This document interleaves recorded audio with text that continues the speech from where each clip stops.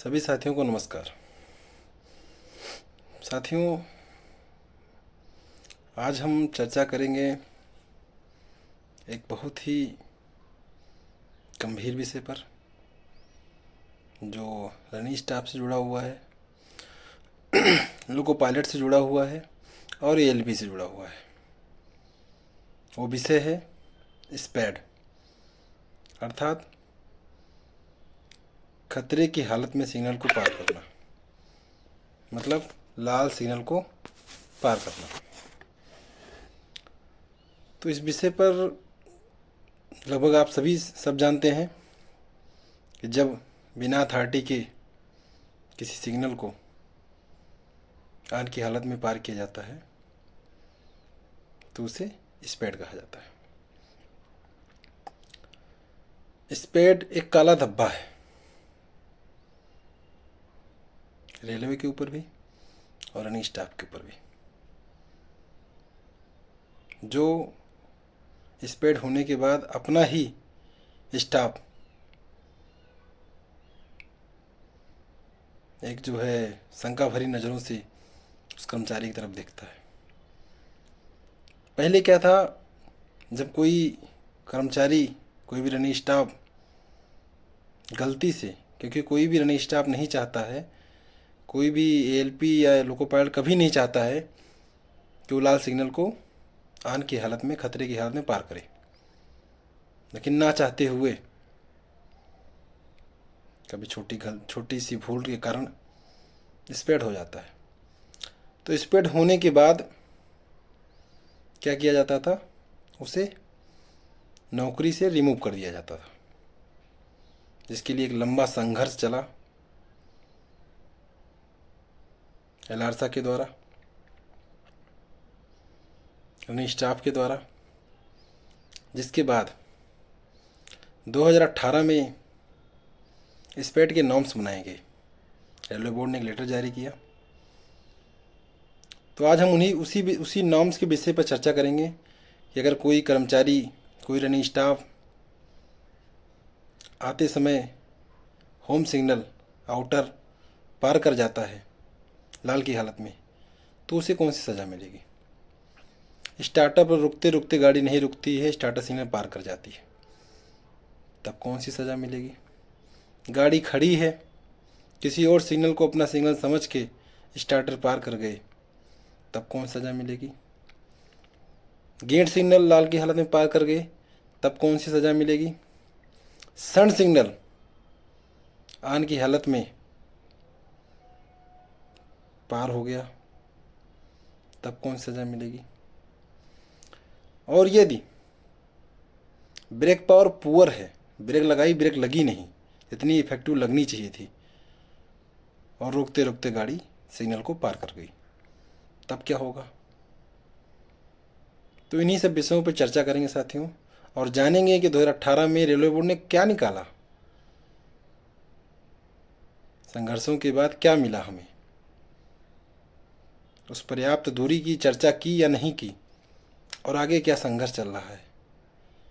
तो आइए शुरू करते हैं स्पैड के नाम्स के बारे में चर्चा। तो साथियों, ये लेटर निकला 8/1/2018 को स्पैड के पनिशमेंट के नाम्स के रूप में, जिसमें पर्याप्त दूरी को इंक्लूड किया गया। तो सबसे पहला पॉइंट जो है वो है during reception of train SPAD has been occurred. यदि गाड़ी होम सिग्नल या स्टार्टर पर रिसीव करते हुए स्पैड कर जाती है और ब्लॉक ओवरलैप या सिग्नल ओवरलैप के बीच के पहले के अंदर डिस्टेंस रखेगी, उसके अंदर रख जाती है, तो लोको पायलट को 2 साल के लिए संटे बना दिया जाता है, तथा एएलपी को 3 साल के लिए इनिशियल स्टेज पे ला दिया जाता है। अब अगर कंट्रीब्यूटरी फैक्टर है तो उसका इंक्रीमेंट लगता रहेगा, कंट्रीब्यूटरी फैक्टर नहीं है तो इंक्रीमेंट नहीं लगेगा। इसके बाद अगला चीज़ आता है, अगर वो सिग्नल ओवरलैप, ब्लॉक ओवरलैप पार कर जाता है, स्टार्टर पे सिग्नल ओवरलैप, होम पे ब्लॉक ओवरलैप से ज़्यादा दूरी ट्रेवल कर लेता है स्पैड करने के बाद, तो उसे रिमूव फ्रॉम सर्विस कर दिया जाता है। एएलपी और दोनों के लिए है रिमूव फ्रॉम सर्विस तथा कंपल्सरी रिटायरमेंट का। अगर उसमें कोई कंट्रीब्यूटरी फैक्टर पाया जाता है तो उन्हें 2 साल के लिए सेंटर कोई इंक्रीमेंट नहीं लगेगा और एएलपी को 3 साल के लिए इनिशियल स्टेट दे दिया जाता है तथा उन्हें ड्यूटी पर पुनः वापस लेने से पहले उनका क्या नाम है जो ट्रेनिंग रिफ्रेशर कराया जाएगा और उन्हें उनका साइको होगा। साइको के बाद उन्हें रनिंग ड्यूटी पर लाया जाएगा। इसके बाद अगला आता है ड्यूरिंग डिस्पैच ऑफ ट्रेन, मतलब स्टार्टर पे गाड़ी खड़ी है और गाड़ी वहाँ से चलने वाली है। गाड़ी चलती है और सिग्नल, अगर सिग्नल लाल होता है किसी और सिग्नल को समझ के लोको पायलट जो है स्टार्टर पार कर जाता है, या आगे चल के स्टार्टर होता है आगे एडवांस लाल रहता है एडवांस पार कर जाता है, या आईबीएस पार कर जाता है। तो इन तीनों कंडीशन में जो पनिशमेंट नाम 2018 में आए हैं वो है रिमूव फ्रॉम सर्विस या कंपल्सरी रिटायरमेंट। अगर neglect of loco pilot neglect करता है सिग्नल को, अगर कोई कंटिन्यूटी फैक्टर होता है जैसे पुअर ब्रेक पावर होती है और वो टेक ओवर करते समय लोग चार्ज लेते समय उसको फाउंड नहीं कर पाता है, तो उस कंडीशन में क्या है लोको पायलट को 2 साल के लिए सेंटर बना दिया जाता है, कोई इंक्रीमेंट नहीं लगेगा उसका, तथा एएलपी को 3 साल के लिए इनिशियल स्टेज पर कर दिया जाता है, विदाउट कोई इंक्रीमेंट नहीं दिया जाता है। साथ ही पुनः उस पर ड्यूटी पर लाने से पहले उसकी ट्रेनिंग कराई जाती है, रिफ्रेशर कोर्स कराया जाता है और फ्रेश साइको टेस्ट कराया जाता है। अगर साइको टेस्ट में पास होता है तो उसे रनिंग ड्यूटी दी जाती है। अब बात करते हैं अगला गेट सिग्नल। अगर मैन लेवल क्रॉसिंग है और गेट सिग्नल पे स्पेड होता है तो इसमें क्या करते हैं, पनिशमेंट क्या है लोको पायलट के लिए, reduction of the lower post और grade loco pilot center for the period of 2 year, where the period of reduction shall operate the postpone further increment pay. मतलब कहने का मतलब फिर वही है, 2 साल के लिए इसको कर दिया जाता है, साथ ही उसका इंक्रीमेंट रोक दिया जाता है। अब अगर इसमें कोई कंटिन्यूटी फैक्टर पाया जाता है तो 2 साल के लिए तो किया जाता है लेकिन इंक्रीमेंट साथ में हर साल लगता रहता है और एएलपी को इसमें 2 साल के लिए इनिशियल पे दे दिया जाता है। साथ ही सेफ्टी कैटेगरी जो है वो इन्वॉल्व करके crew should be kept see for 2 year after fit for mail line से पहले उसे सेफ्टी कैटेगरी का वो होता है, साथ में इसकी ट्रेनिंग कराई जाती है और साइको टेस्ट होता है। अब बात करते हैं अगर कि साइको टेस्ट के साथ साथ लोको पायलट अगर इन्वॉल्व होता है तो रीस्टोर करने से पहले रिफ्रेशर कोर्स कराया जाता है। अगली चीज़ क्या आती है, अगली चीज़ आती है कि अगर कोई संट सिग्नल है जिसे ऑन की हालत में लोको पायलट एएलपी ऑब्जर्व नहीं कर पाता और पार कर जाता है तो इसकी जो पनिशमेंट है वो withholding of increment for 2 year, however specially authority must record reason for not imposing one of the major penalty. Major penalty करने से पहले इसका रिकॉर्ड करेगा और उसका इंक्रीमेंट रोक दिया जाएगा। अब अगली चीज आती है, अगर ऑटोमेटिक टेरिटरी है उसमें स्पार्ट होता है, कोई सिग्नल पार करता है तो उसमें रिमूव फ्रॉम सर्विस है और कंपल्सरी रिटायरमेंट है।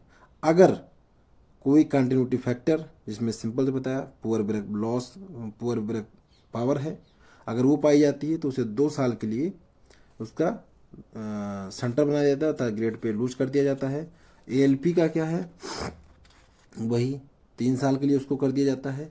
साथ ही अगर उसे रनिंग ड्यूटी में लाने से पहले उसको रीट्रेनिंग होती है और फ्रेश साइको टेस्ट होता है।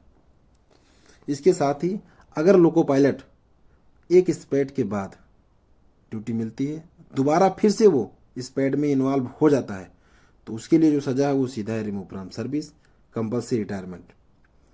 और अगर कंटिन्यूटी फैक्टर उसमें आ जाता है तो फिर लोग उसके ऊपर है कि डिटेक्ट होता है तो 2 साल की लोअर ग्रेड और एएलपी का 3 साल का, साथ ही बिना किसी इंक्रीमेंट के। और स्पेड होने के बाद हमेशा जब भी उसको ड्यूटी पे लिया जाता है लोको पायलट या असिस्टेंट लोको पायलट को, उसका रिफ्रेशर कोर्स कराया जाता है उससे पहले और साथ ही उसका फिर साइको टेस्ट होता है। साइको टेस्ट से पहले उसको ड्यूटी, अगर साइको टेस्ट में फेल हो जाता है तो उसे रनिंग कैटेगरी से बाहर कर दिया जाता है, अर्थात ना रनिंग कैटेगरी में अर्थात नॉन सेफ्टी कैटेगरी में उसे रख दिया जाता है। जो साइको टेस्ट के रिलेटेड निकला था कि साइको टेस्ट कराना जरूरी है रनिंग स्टाफ का जो स्पेड कैड में, वो 20/8/18 को रेलवे बोर्ड का निकला था। लेटर नंबर था 2018/70 DM /20/1। तो साथियों, आज हम सबने जाना कि स्पेड केस में नॉर्म्स क्या था। पहले क्या होता था, डायरेक्ट रिमूव कर दिया जाता था जैसे स्पेड होता था। बाद में अपील करके अगर मिल जाता तो मिल जाती थी, नहीं तो कर्मचारी रिमूव ही रहता था। लेकिन अभी क्या है, काफ़ी संघर्षों के बाद एक सिग्नल ओबल है, ब्लॉक ओबल में जो पर्याप्त दूरी होती है उसको लेके काफ़ी चर्चा हुई और आगे भी संघर्ष चल रहा है कि पर्याप्त दूरी अगर है तो फिर इतनी बड़ी पनिशमेंट क्यों। तो अगर संघर्ष कामयाब रहा तो आगे इस पर भी जरूर सफलता मिलेगी। बाकी ये 2018 में नॉर्म्स है, इसके पहले नॉर्म्स नहीं थे, इसके पहले केवल रिमूव फ्रॉम सर्विस का था। धन्यवाद साथियों।